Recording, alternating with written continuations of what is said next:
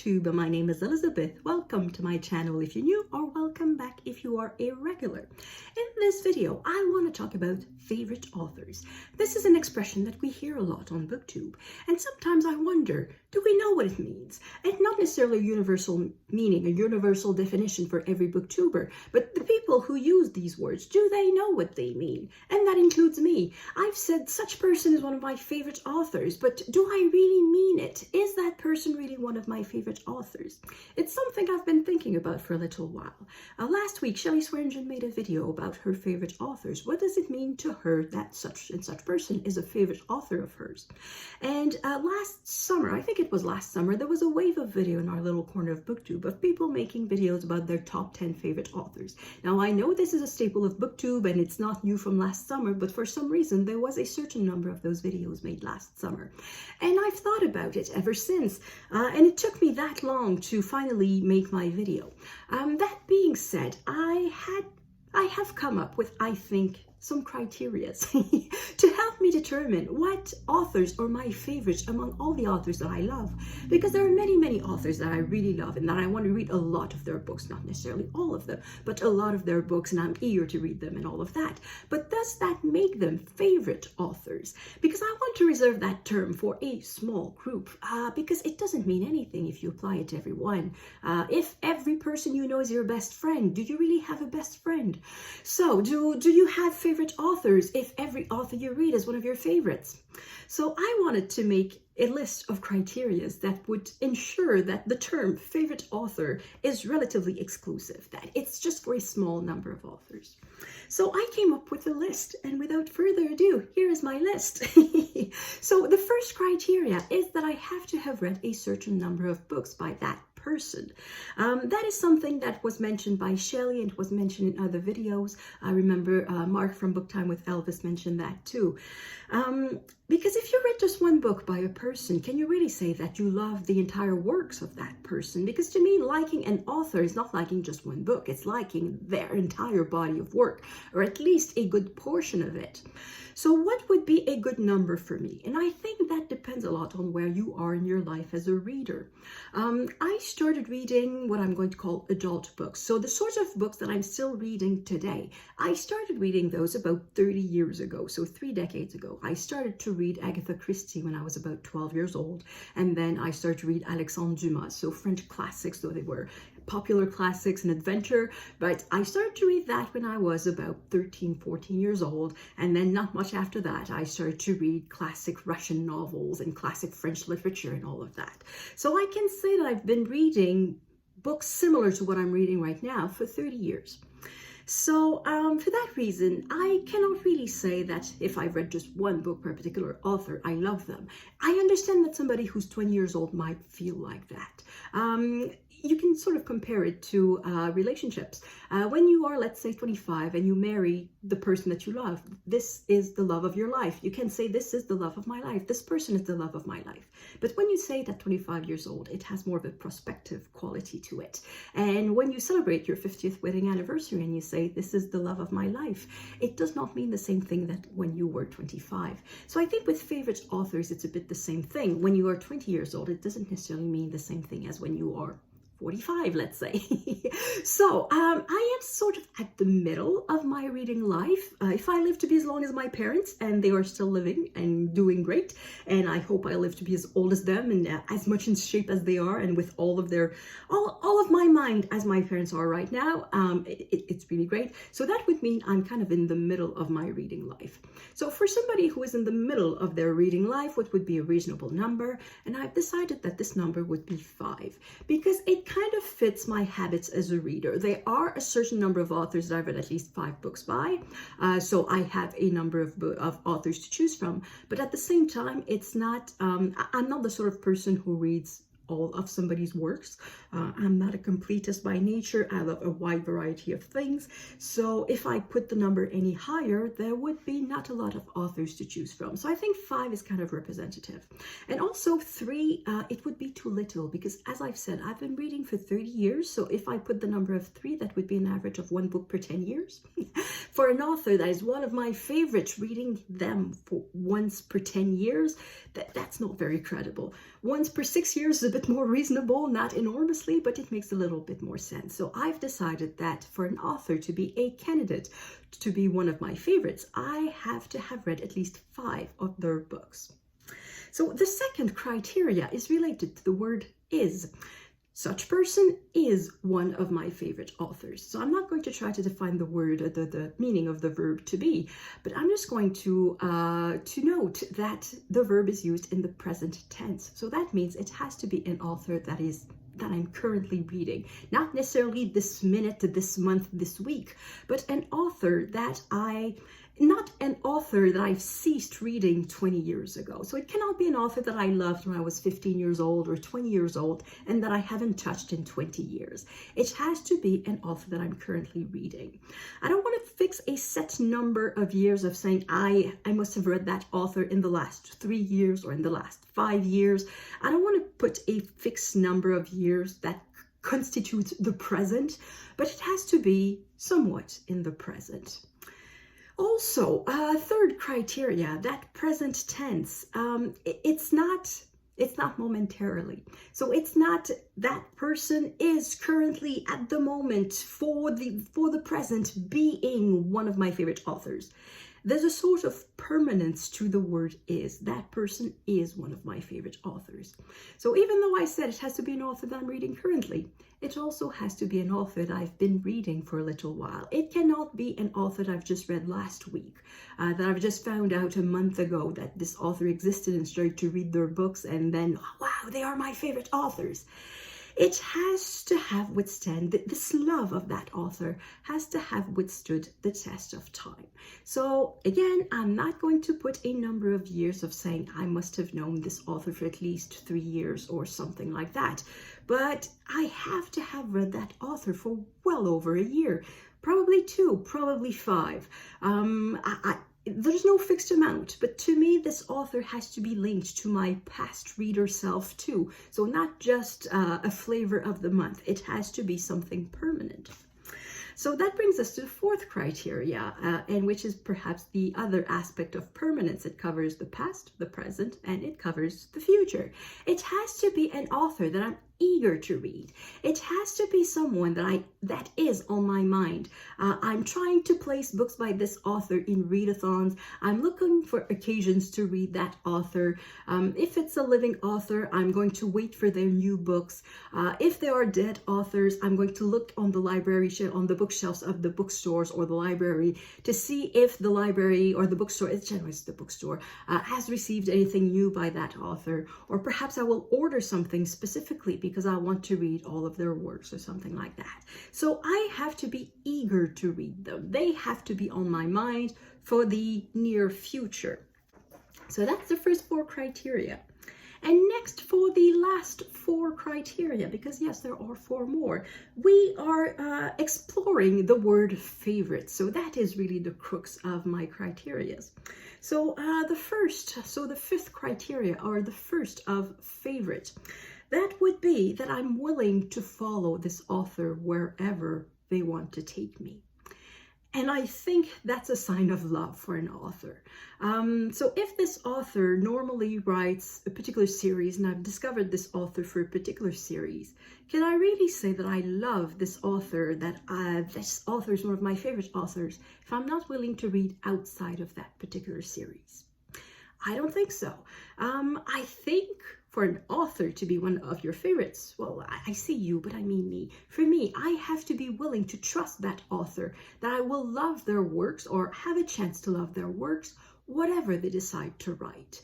It doesn't mean that I have to love everything that they write, but I have to trust that I could love everything that they write, and I have to be willing to follow them. I think that's one of the true signs of love. Number 6, criteria number 6. That one is for me. It's not necessarily valid for you. That author has to be rereadable. I want to be able to reread their books. I'm not a huge rereader. I used to be, but now it's perhaps 5 or 6 books a year that I reread. So perhaps That's what percentage is that? 4% of the books that I read. So it's less than 5% of the books that I read that are rereads, but it's still an important number of books. And I think the books that I reread are the books that I love the most. And for an author to be one of my favorites, their books have to be amongst the books that I love the most. So for me, they have to be rereadable. They have to be books that I want to reread. So yeah, that's my criteria number 6. So if you don't reread, perhaps it doesn't apply to you. Criteria number 7, which perhaps should have been the first one of all. When I read their books, I have to be satisfied. I have to be happy when I read the book and after I have read the book. This one is very hard to quantify. It's hard to qualify. It's just, that's where the love is. When I read the book, is it an enjoyable experience? Is it something that I want to repeat? So that's where the love is. But then the question is, do I have to love all of their books, or can I live with certain books that are just okay, I guess, or perhaps even bad? And that's where the last criteria comes in, and I think is the most important, and creates a demarcation between the favorite authors and just the authors that I love. And that last criteria is forgiveness. I have to be willing to forgive a bad book, to forgive the author's flaws, to overlook something that I don't like. And I think that's the true mark of an author that I love, that is one of my favorite authors. An author can be my favorite if I'm willing to overlook what I don't like about them. Because I don't think there's any author that is perfect or who writes just completely perfect books. Even the authors that are my favorites, I'll come to that a bit later, but even the ones that are my favorites, there's something that I can complain about. I'm good at complaining when I want to, but I think that is what makes the difference between an author I love and an author that is my favorite. It's that I'm willing to overlook bad books or bad parts in books or flaws in the author's writings or something like that. I'm willing to forgive a lot to my favorite authors. And the ones that are not my favorites, I tend to be a bit less kind. I tend not to forgive. So these are my 8 criteria for favorite authors, and I think they are rather severe because that does not leave me with a lot of favorite authors. In fact, I'm going to start by naming honorable mentions, authors that could have been my favorite, but they don't score 8 out of 8 for these criteria. They score 6 or perhaps 7 out of 8, and generally they fail at 1 criteria. So I'm going to put that aside and illustrate with some authors what I mean by these criteria. So the first criteria was quantity. I have to have read 5 of their books. This is Grazia de Leda. I've read 4 of her books. Each and every one I just loved. I adore each of every one of the 4 that I've read, and I want to read more. Can I say that she's one of my favorite authors? Not yet. I think the sample that I've read by her is not enough. With another book, even though they're not big books, they are like between 200 and 300 pages, so they're not huge tomes. But just adding one other book will just give me enough of a sample of that author to say that I love that author. No, I can say that I love that author. So with one more book, I would be able to say that this author is one of my favorites. But at the moment, I think the sample that I've read is too small. So she does not count.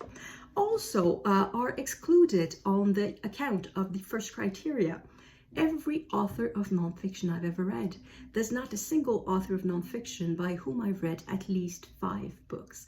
And I think the reason is that my interest in nonfiction is rather recent, as opposed to reading classics and reading novels in general, which I've read, like I said, for 30 years. For nonfiction, I've always read 1 or 2 every year, but that I read them like 30 to 50% of my reading. It's more recent. It's like 5 years old, and because I read a wide variety of books on a wide variety of topics, I should say, I end up not necessarily reading the same author multiple times. So there's not a single nonfiction author that will make the list of favorite authors. That could change because, of course, this criteria of having read at least 5 of their books, that's easily changeable. So perhaps in the next few years, you will see some nonfiction authors. Perhaps you will see Ms. Deleda in the list of my favorite authors, but at the moment, none of them make the cut. Criteria number 2 was it has to be an author that I'm currently reading, not an author that I've read in the past or that I adored in the past. And the example for that would be Lucy Maud Montgomery. I read all of her novels and I've read a good number of her short stories, but I did all of that before I was 20 years old. After that, I reread many of her books, but I haven't read or reread her in a long time. I've reread this one recently, like 2 or 3 years ago, but that's pretty much it. Last year, there was a read-along of the Anne of Green Gables series. I did not even think of joining because I knew that I did not really want to read Anne of Green Gables again. This month, in May 2023, there is a readathon of Lucy Maud Montgomery. And again, I did not even think of joining because I'm kind of over Lucy Maud Montgomery. She represents my past reader self, not my current reader self. So she's an honorable mention. She used to be one of my favorite authors, but I don't think she is at the moment. Criteria number 3 was it has to be an author that I've been reading for a little time. So it cannot be an author that I've met last year, and that would be Georgette Heyer. I read her for the first time last year, in February of last year, so it's been a bit over a year, and I've read 10 of her books. So I really love her. I really like her. And I'm eager to read more of her books because I have another 2 or 3 on my shelves of her books unread that I'm just waiting to read for some reason. But I don't want to put her yet on the list of favorite authors of mine because this interest in her is too recent. I don't know if it's going to stand the test of time. It's only recently that I've started reading romance or restarted reading romance because I read a few when I was a teenager. But I've been 20-something years, 25 years without reading a single romance books, and now I'm reading some again. So perhaps I'll discover other authors who will bump her out and just make Georgette Heyer not necessarily one of my favorite authors. Perhaps I will find that her books are not necessarily the best romances. I don't know yet. That's why I put a criteria of time that I have to have known the author for a little while. And at the moment, this has not been a love that has lasted long enough. So honorable mention, but does not make the top. Criteria number 4, it has to be an author that I'm eager to read. And for this author, the intimidation factor is there at 100%. This would be William Shakespeare. I made recently a video on me in Shakespeare, and I have to admit that I am completely, totally intimidated by Shakespeare. I'm going to see a few Shakespeare plays in the coming weeks. 3 Shakespeare plays. I'm going to see Richard II, King Lear, and Much Ado About Nothing. And I bought copies of the 3 plays in the Oxford World Classics edition. And I've read Much Ado About Nothing since making the video. And the other 2, I'm still intimidated. And yeah, I'm reading the plays because I'm going to see the plays, but I'm not necessarily looking forward to read all of Shakespeare. I'm not trying to include Shakespeare in every month in every readathon that I can think of.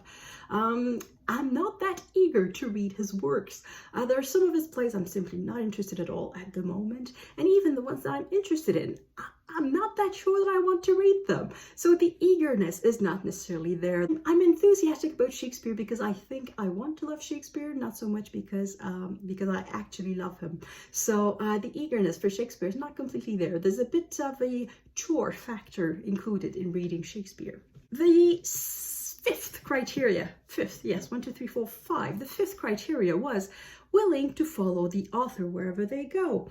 And one author who lost me was Louise Penny. So this is the first of the Armand Gamache series, and when I read this, I just adored that book, and I thought, oh my God, this is wonderful. It's one of the best mysteries I've ever read, in large part because of the situation, of the location where the book is situated. It's situated in a fictional village of 3 Pines, but that fictional village is situated in the region where my mother grew up, and it's a place that I know quite well.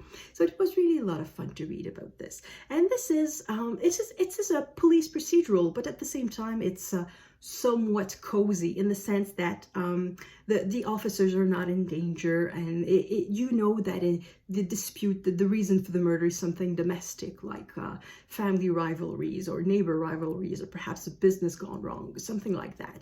It's nothing huge. But as we go on in the series, the stories become bigger and bigger and bigger. There's corruption at the Sûreté du Québec.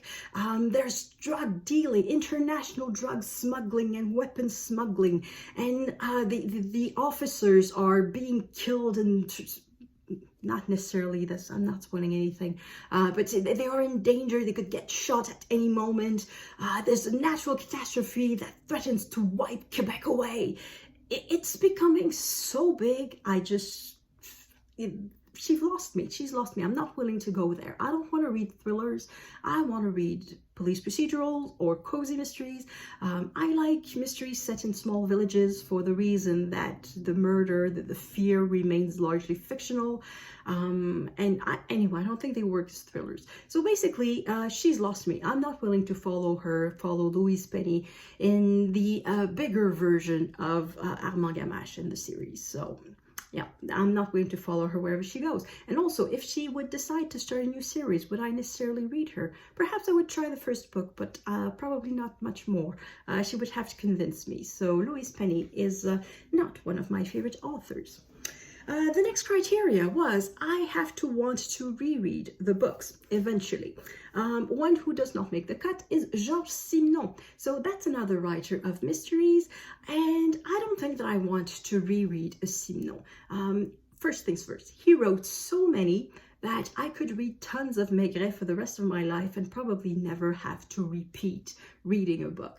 And if I happen to reread one of his books, it will not be because I want to reread it. It will be because I have forgotten I read it.